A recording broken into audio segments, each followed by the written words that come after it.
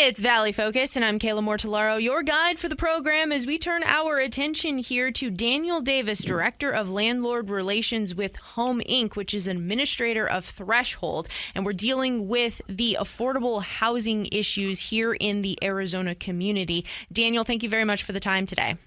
Hey, thanks for the opportunity. You're very welcome. Well, Threshold, for those that don't know, is a centralized network of resources and support to meet the needs of property owners and managers so they can operate profitable and well-maintained properties while providing safe and stable homes for those who need them.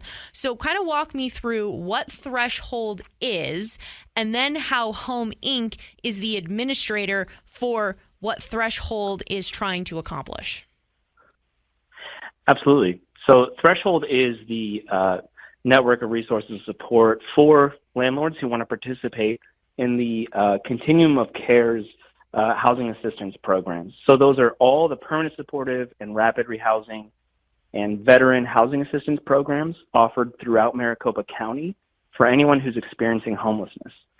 So Threshold is the result of feedback we've gotten from landlords, owners, and operators throughout the county as to what it will take for them to participate and house more people off the streets. And the overwhelming feedback we got was that they need more support navigating the system. They need more risk mitigation funds as needed, to protect their units, and then also incentives on the front end to help cover the cost of the booming market that we're all experiencing right now. As the market gets tight for all of us, it gets really tight for those who are coming off the streets or who don't have income or the necessary supports to get housed.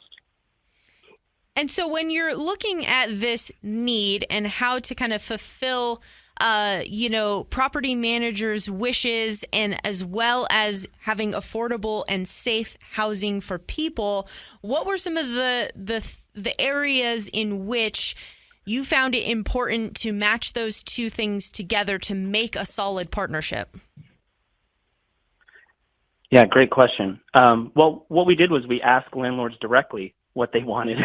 And out of 103 respondents, 90 said that they just needed those increased protections. Another 79% said that they were even willing to go the extra step and overlook previous evictions or like I said, a lack of income or criminal history that would previously prohibit somebody from accessing that unit if we were able to provide this whole slew of resources. So we're doing the financial incentives on the front end for anybody who's a newly participating landlord or somebody who uses that alternate screening criteria or who is willing to lower their rent from the market rate down to our HUD set payment standards. We're also offering a dedicated full-time owner support team of 6 full-time staff helping process damage claims, incentives, eviction prevention, payments, and all of that. And they're also staffing a 24-hour centralized support hotline. So instead of having to navigate the different providers or the different programs or the different processes, there's a central number to support any inquiries or issues that may arise. We also are offering those financial incentives or those financial protections on the back end. So we offer risk mitigation funds in the form of damage claims, which is up to 3 times the monthly rent to help pay off any arrears that were developed during that tenancy or other legal costs or physical damages to the unit, along with an additional 1 month's rent to cover any rent loss during a vacancy of either repairing the unit or turning it to a new tenant. So what we found in listening and then trying to respond with our best step forward is we're creating a space for all stakeholders to be at the table. So not just providers, not just Home Inc., which is the administrator of a lot of the rental assistance programs in partnership with our service providers. So our service providers get contracts to house homeless households, and we do the kind of housing or tenancy side of it. We do all the rent reasonableness. We process, all the eligibility for the program, and a lot of those tangible or for those little expertise pieces on the front end of the voucher so that our partners can focus on their zone of genius, which is social work, behavioral health, mental health, connection to resources, and all those pieces. So by creating space at the table for owners and operators, we're able to hear their needs, they're able to hear ours, and then we're able to come together to figure out, in partnership with our funders, how we can make the best package that works for all of us, and really start to implement a lot of the ideas that we all agree on to make it work for everybody. So you're talking about Home Inc. being the administrator of Threshold. And so within this construct of the two separate but yet partnered together entities here, and you talk about all of the funding that goes into property owners and managers in order to be a part of this group to have this affordable housing, where does the funding come from and who manages the funding part of it? Yeah, Home Inc. manages the funding and all the, the contractual obligations and all of that in partnership with funding from Maricopa County Human Services Department. They're using ARPA funds for the first 3 years of Threshold's service, and then an additional 2 years after that out of general funds, which has already been approved by the Board of Supervisors. After that initial 5-year contract, Threshold will be part of the general fund strategy from through Maricopa County. So at our launch on June 1st, Bill Gates, the chairman of the Board of Supervisors, spoke to everybody about their commitment to make sure that this is successful and that it's a permanent resource in our community. Yeah. Okay. Daniel Davis, Director of Landlord Relations with Home Inc., Administrator of Threshold here on Valley Focus. And so when it comes to the side of property owners and managers, how can they get involved in this program, and what sort of properties do they have to own to be eligible? Yeah, great question. So they have to be the owner of the asset and be able to offer and sign a lease and then control or represent that landlord side of the lease agreement. They can go to thresholdaz.com to learn more information about what we're offering, all the specifics of our incentives and our resources, and then also how to get in contact with our locator team.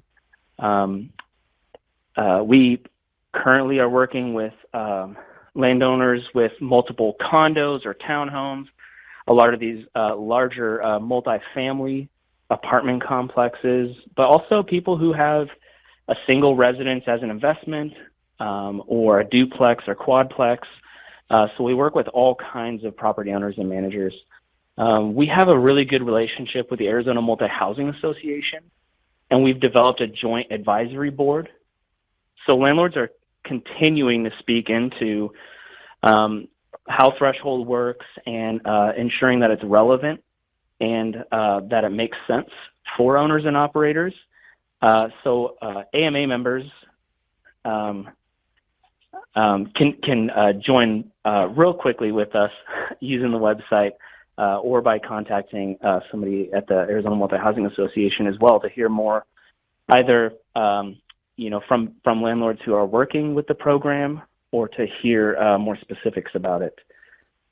The majority of this conversation is kind of focused on the landlords and the property managers in order to provide this affordable housing. But I do want to ask people who are in need of affordable housing and want to get involved in an opportunity to live in an area that is being funded by this program, how can they find out where they can get housing?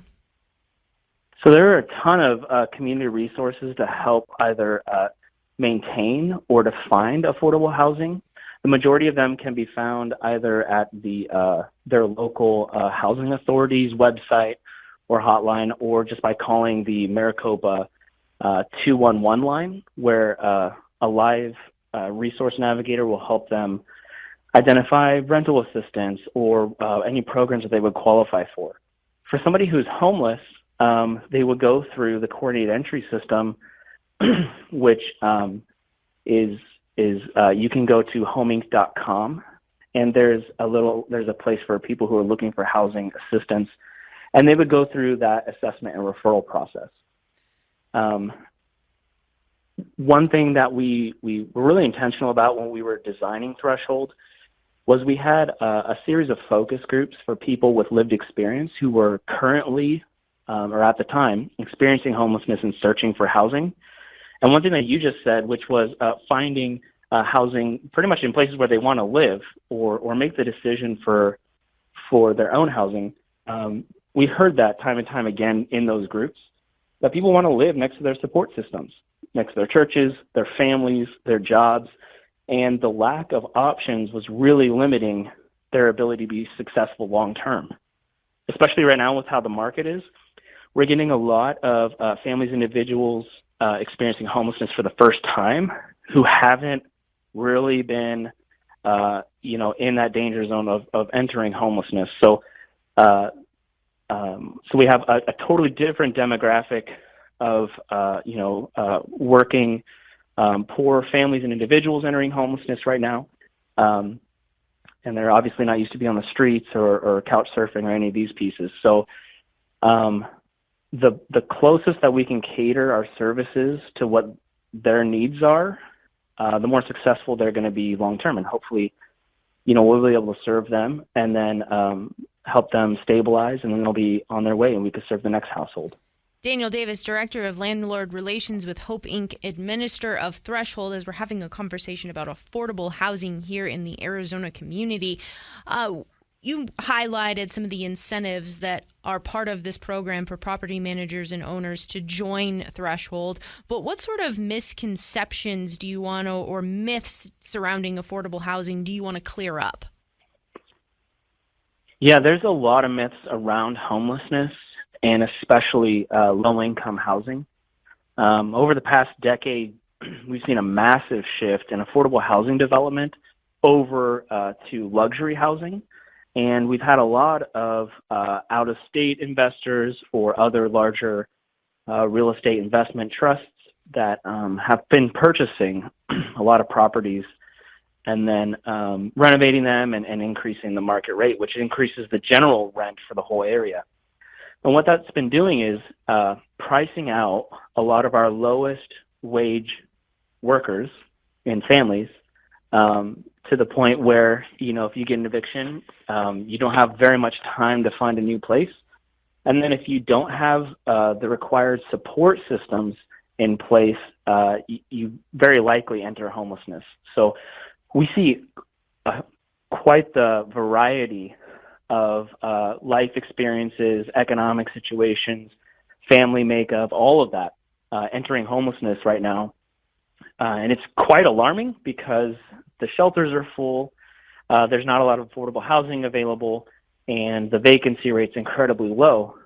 And along with, as rents increase, that means that move-in costs are also increasing, so it costs even more money to get into housing initially. So we're seeing a system that's made to be just an emergency response system in homeless services turn into providing effectively like temporary housing for people while they're in shelter. Our providers are doing incredible work finding units that people qualify for. But now what we need is the owner and operators of these units who own the housing in our community to come to the table, just as a lot of our partners like Celtic Properties and Summit Chamberlain Associates properties and the Arizona Multi-Housing Association in general, committing to making this system work for all stakeholders, not just the landlords, not just the voucher rental administrators, but also for the tenants, also for the providers. And that means that, us coming from the housing administration side need to make sure that it works for owners and operators. So Threshold really enables owners and operators to operate profitable, well-maintained properties while providing the home that everybody needs in our community. And one thing we heard from Courtney Levinas at our launch, and she's the CEO president of the Arizona Multi-Housing Association, is that they're committed to making sure that this works so that our community can fulfill its promise to give everybody a home. The majority of owner and operators are committed to and see themselves as housing providers in this community. And so we're focused on finding those partners that want to make this work and are willing to, like I said, either lower their rents, use an alternate screening criteria, or even just try us out for the first time. To come to the table and be part of the Threshold network. That includes some first-time luxury developers that we're seeing come to the table. A lot of these owner-operators that are from out of state hearing about us for the first time. And then, we're big fans of these, they're called independent operators, but they're the mom and pop shops. They're people who, are putting their own money into their units, and they just want to make sure that they're able to offer somebody a second chance or a stable home and make sure that it works financially for them. And so that's what Threshold does. It creates that space for everybody to come to the table, and then it makes sure that the voucher system is working for everybody involved. And I'm hearing you that there's a lot of long-term goals associated with this, and I'm sure there's some short-term goals associated with this. So what is maybe something that Threshold wants to make sure the Arizona community accomplishes before year's end?